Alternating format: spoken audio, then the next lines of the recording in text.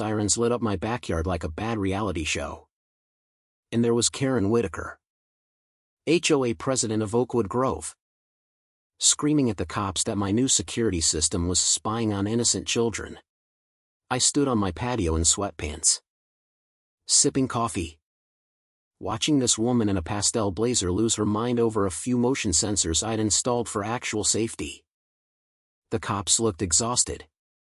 One asked me, "Sir, ma'am, Mr. Brooks, she says you're recording the whole neighborhood without consent." I didn't raise my voice. "It's on my property. Records only when motion is detected inside my fence line." And it saved the footage of her climbing over that same fence 2 nights ago. Want to see? Karen's face did that thing where her mouth opened but no sound came out for a full 3 seconds. That was the moment the mask started slipping. Let me take you back to how this suburban circus began. Oakwood Grove is one of those California developments where every house is the same shade of grayish, lawns are mowed with military precision, and the HOA rules are thicker than the Bible. I moved here 3 years ago after my divorce, quiet graphic designer. Single mom to a 15-year-old who mostly lives in headphones. The previous owners had left the place spotless. But the welcome I got wasn't exactly warm. 6 months in, someone started a rumor that I was throwing wild parties and neglecting my son. Never happened. Turns out Karen had decided my bohemian wind chimes were disruptive to community standards. The whispers got so bad I stopped going to the annual block party. I just kept my head down, did my work, and told myself it would blow over. Then came the break-in attempt. One Tuesday night I woke up to glass shattering. Someone had tried to jimmy the side gate to get into my backyard, probably teenagers looking for an easy score. Nothing was taken. But my raised garden beds were trampled. And my son's bike was knocked over. The police said it was kids being kids. I said, "Kids being kids almost got into my house." That weekend I ordered the RidgeGuard Pro, a smart perimeter system. Motion-activated floodlights. 4K cameras on the fence posts. AI that logs entries but only stores footage on my local server unless I choose to save it. No cloud. No subscription spying. Just solid, legal protection for my property. The install took me and a buddy 4 hours on a Saturday. When the app pinged "System armed," I finally exhaled. Monday morning, Karen appeared at my gate like a heat-seeking missile in kitten heels. "Taylor. Darling," she sang. "Clipboard already out. I noticed some modifications to your backyard. Those cameras, they're quite industrial. Aren't they? They really clash with our aesthetic guidelines." I smiled the polite smile you give when you know you're about to get lectured. "They're for security, Karen. After the break-in attempt, the police basically told me to upgrade.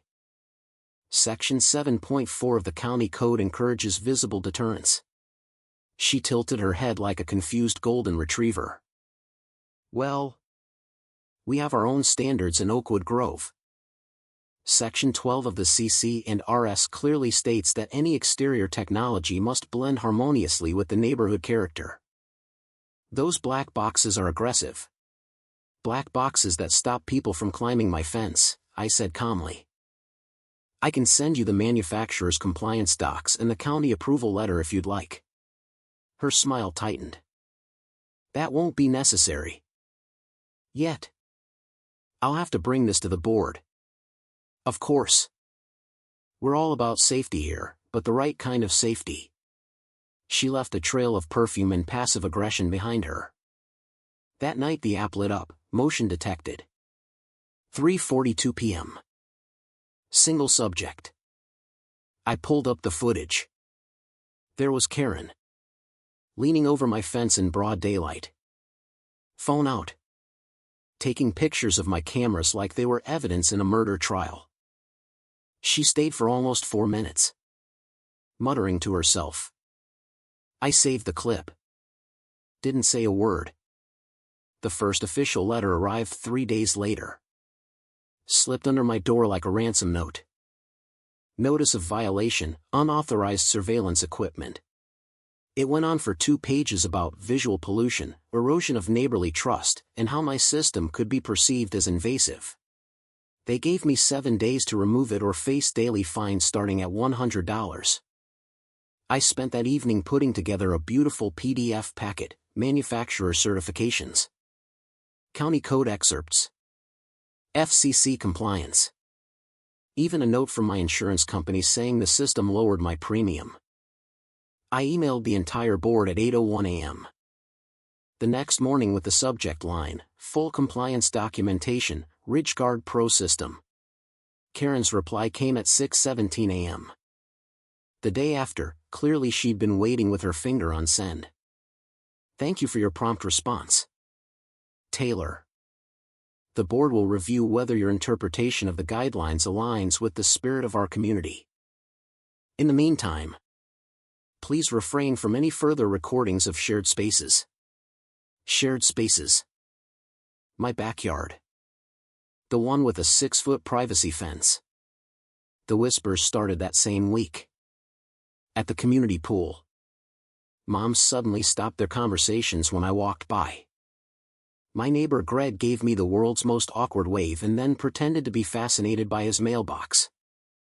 Someone started a group chat rumor that my cameras could see through curtains and that I was collecting footage of children. Classic Karen tactic, never accuse directly. Just let the fear do the work. I kept quiet. I kept recording. Every time her little entourage of board members casually walked past my house and slowed down to stare. The system logged it. Every nasty email. Every violation notice. Every passive-aggressive newsletter paragraph about protecting resident privacy from unauthorized devices. I saved it all in a folder called Karen's Greatest Hits. Then came the night that changed everything. It was 12:07 a.m. when the RidgeGuard app woke me up with a priority alert, unauthorized entry detected. Multiple subjects. Back gate. I opened the live feed. Night vision showed 3 figures in reflective vests creeping along my fence line. The tallest one, perfect bun. Clipboard in one hand. Phone flashlight in the other, was unmistakably Karen. 2 board members trailed behind her like nervous ducklings. I watched in real time as she tried the side gate, locked. Then actually boosted herself up on a milk crate she'd brought and leaned way over the fence to get a closer look at my cameras. One of the men whispered, "Karen, this feels illegal." She hissed back, "It's enforcement. He can't hide behind toys forever." They took photos. They measured.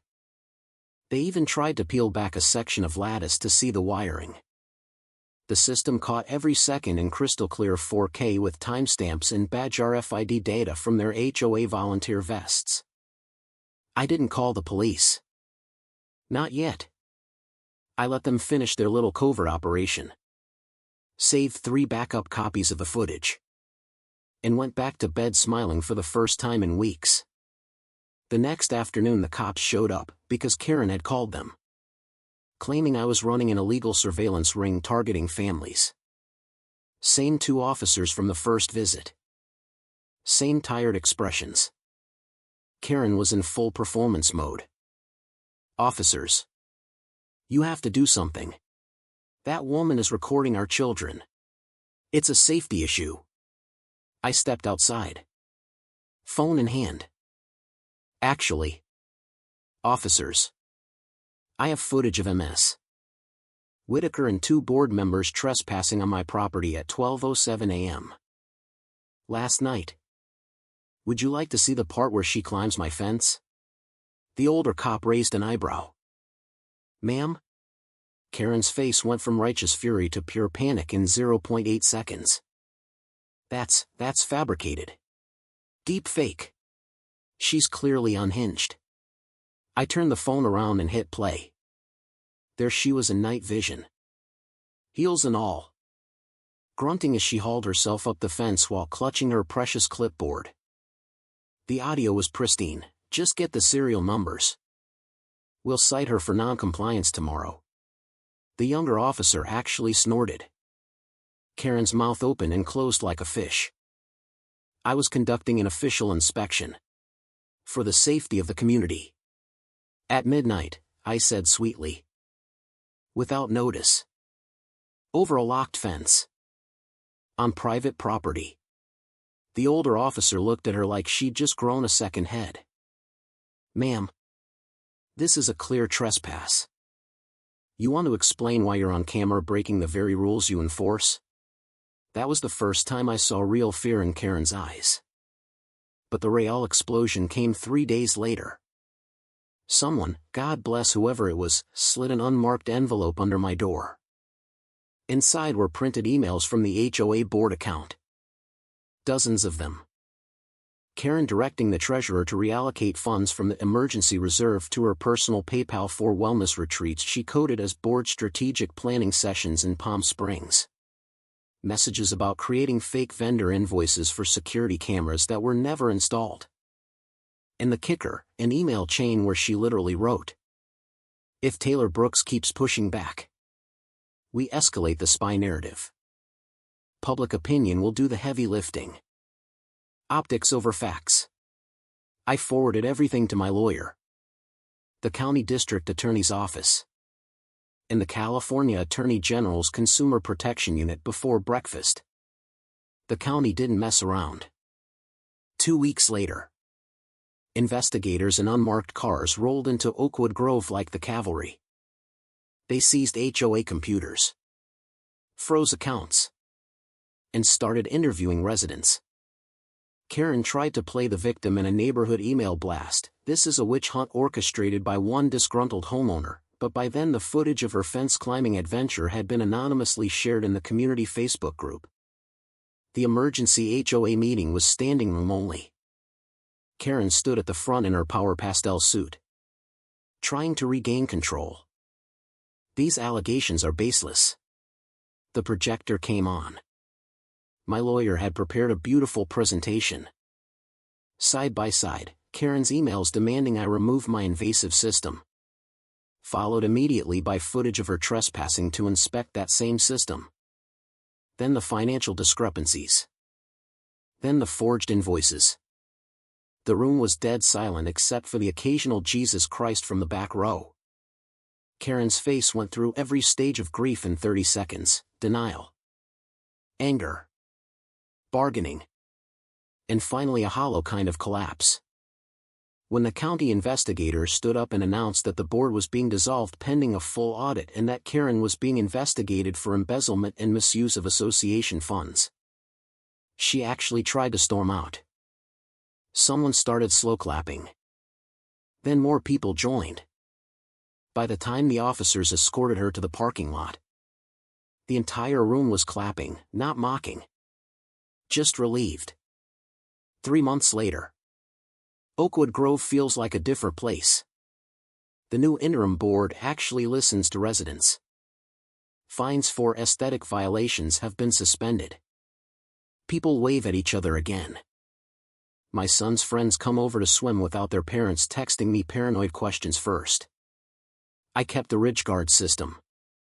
Kids now text me when they want to use the backyard.